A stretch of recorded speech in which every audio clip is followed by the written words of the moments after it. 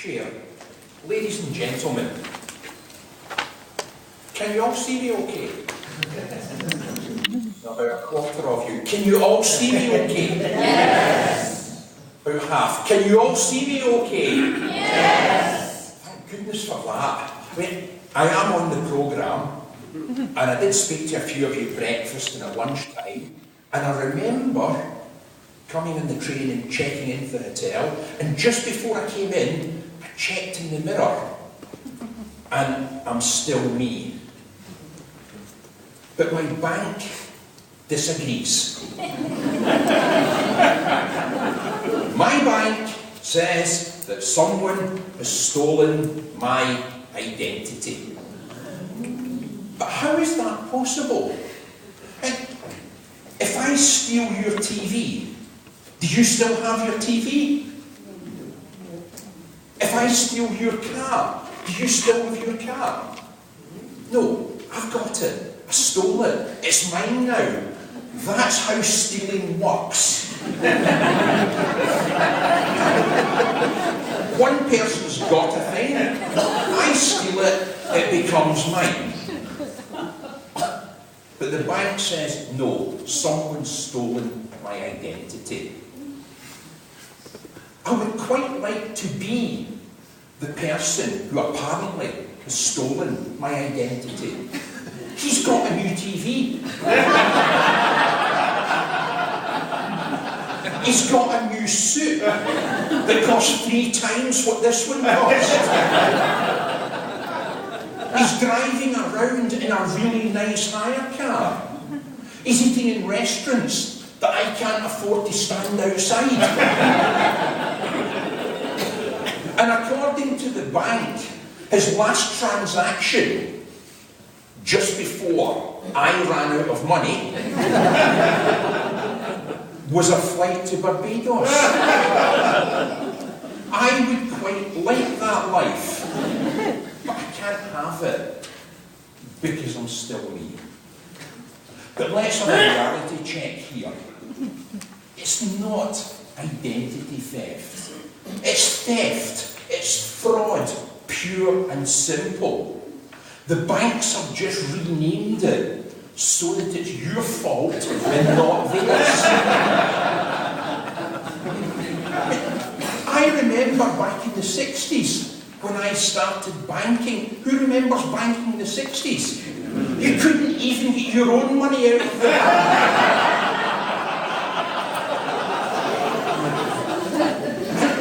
Do you remember trying to get somebody else's money because you wrote in the back of a cheque? You could do all sorts of wondrous things, but you had to prove beyond a shadow of a doubt that you were you, and if you couldn't prove that, you didn't get money. But with the advance in technology, that's all changed.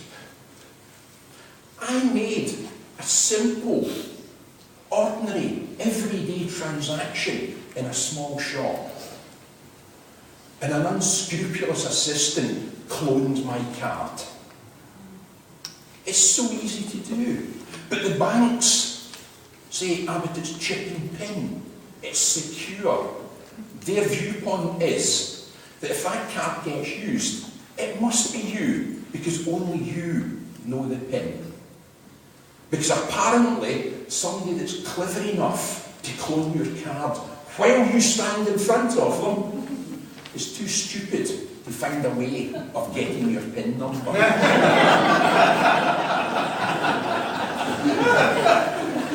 Also, I checked into this hotel last night. They didn't ask for my PIN number. I would check your bills. There's something not right in here. They just took my card and went, go ahead.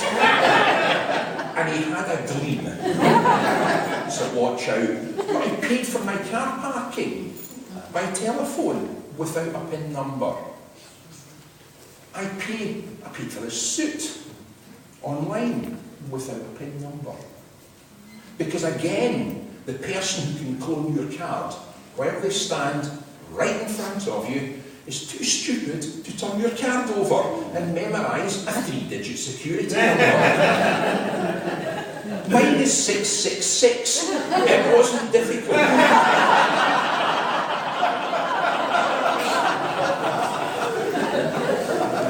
Now, don't get me wrong, I'm not knocking the technology per se. I'm just knocking how easy the technology makes it for someone to actually use what appears to be your card. Because I remember in the old days, I got called out to an emergency one night and I had to drive home. More sweat than this, running down my face as I watched the needle creep towards empty because it was Thursday and I did my banking on a Friday and I had no money for an unexpected trip out, so I couldn't buy petrol. So life has got easier. That never happens now. I love that I can go online at Amazon and order a sink plunger, a brolly, and some cuttlefish. Transaction. That's messed with your heads, hasn't it? You'll be thinking, what on earth is he doing with a sink plunger, a brolly, and some cuttlefish? It's just an illustration. I love that I can do that. I love that because I'm a smartphone user, I can try suits on in the privacy of my own home by ordering them online.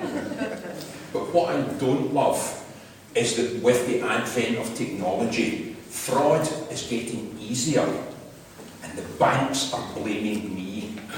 They're even blaming me for your fraud. That's a personal thing. So, the thing is, I'm not saying don't be careful. By all means, look after your credit cards. Look after your debit cards. Don't leave documents with names and addresses and things on them lying around where somebody could pretend to be you.